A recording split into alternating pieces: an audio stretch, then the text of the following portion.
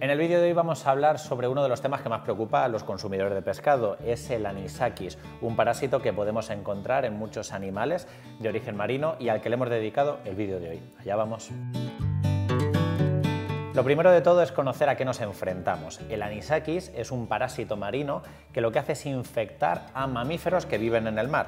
Es decir, aunque nos lo encontremos en pescado, por lo general, y es lo que más nos preocupa, su objetivo final de este parásito es infectar a ballenas, a focas, a elefantes marinos, es decir, mamíferos que viven en el mar. Y os estaréis preguntando, ¿y entonces qué pinta el anisakis dentro del pescado? Bien, los peces es uno de sus parásitos intermedios. Lo que quiere este gusano es estar dentro del pez en una fase intermedia, en modo de larva, para que cuando venga, por ejemplo, la foca a comer pescado, finalmente la infecte. Lo mismo pasa cuando los seres humanos comemos pescado, es decir, pasa el anisakis a nuestro cuerpo de modo accidental, es decir, no quiere y no está preparado el anisakis para vivir en nuestro cuerpo. Por eso los problemas de salud que nos genera es, o bien, por un lado, alergia, o por otro lado la anisakiosis, que se trataría de una afección digestiva muy parecida a una gastroenteritis, a un dolor estomacal que podría cursar con vómitos, con diarrea,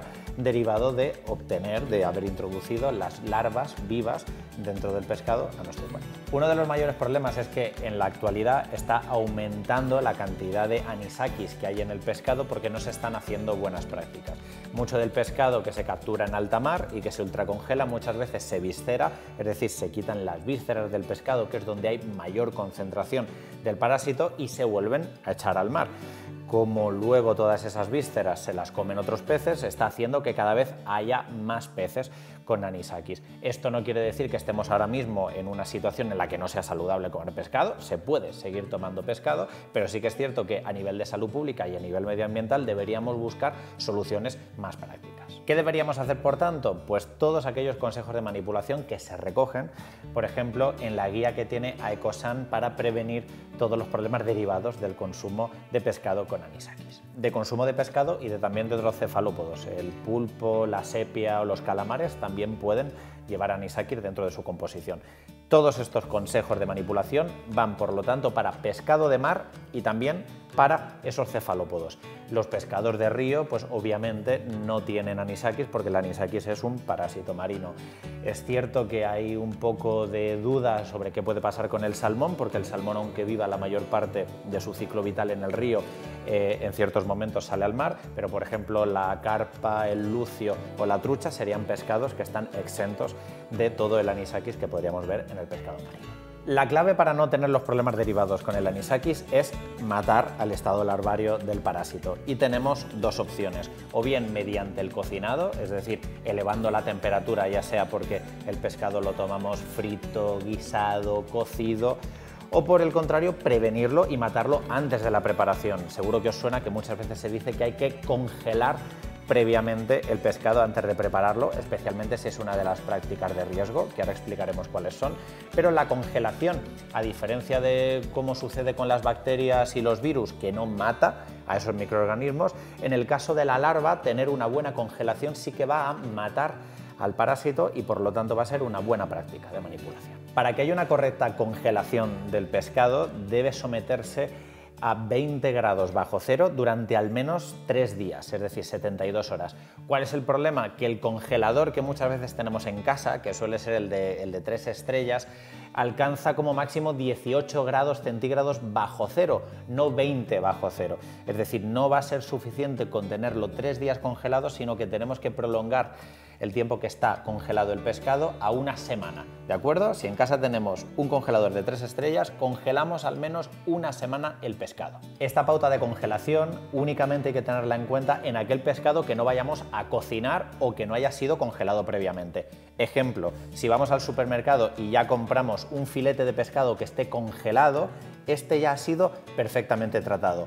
se ha sometido a la temperatura que tiene que someterse para comercializarlo y por lo tanto no es necesario que lo volvamos a congelar en casa. Podríamos descongelarlo directamente y ya tomarlo como quisiéramos, ya sea crudo o cocinado. Cuando tenemos que tener realmente cuidado es si vamos a hacer preparaciones de riesgo en casa. ¿Cuál sería una preparación de riesgo? Pues cuando no vamos a cocinar el pescado por encima de 60 grados.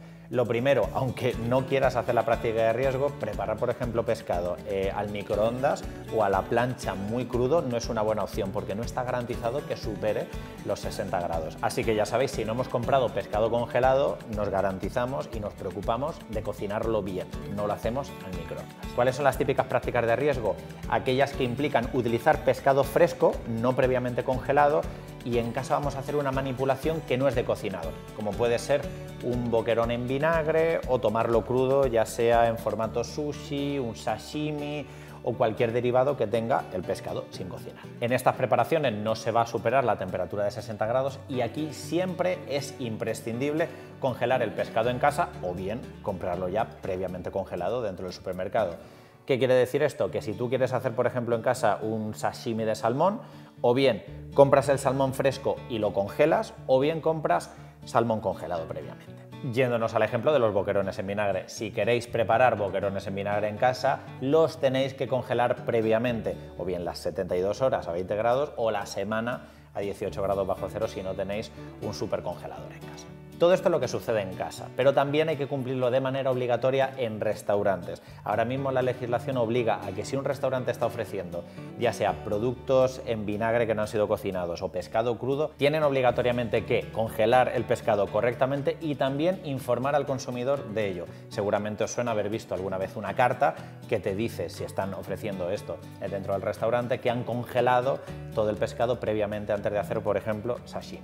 En cuanto al pescado fresco, también hay que recordar que la legislación europea lo que impide es comercializar, por ejemplo, en una pescadería un pescado que esté claramente infestado de anisakis, pero es posible que haya dentro de la composición de ese pez algún parásito y que luego lo veamos en casa. Insisto, si lo cocinamos es una situación perfectamente normal, es seguro y por lo tanto tenemos que aprender a convivir que esta situación puede ser más frecuente de lo que verdaderamente querríamos. Y hasta aquí las prácticas para prevenir problemas derivados del consumo de pescado infectado con anisakis. Espero que os haya gustado el vídeo, que os haya servido para desmitificar alguna falsa creencia con el anisakis y lo dicho, si decidís consumir pescado dentro de estas variedades, lo podemos hacer de manera responsable. Nos vemos en el próximo vídeo.